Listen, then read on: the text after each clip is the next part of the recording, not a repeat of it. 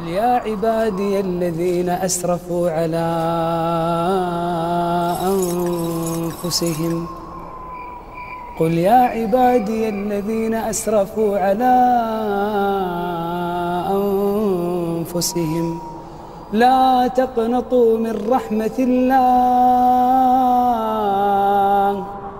لا تقنطوا من رحمة الله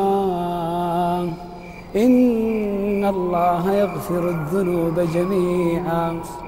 إن الله يغفر الذنوب جميعا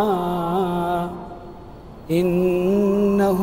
هو الغفور الرحيم.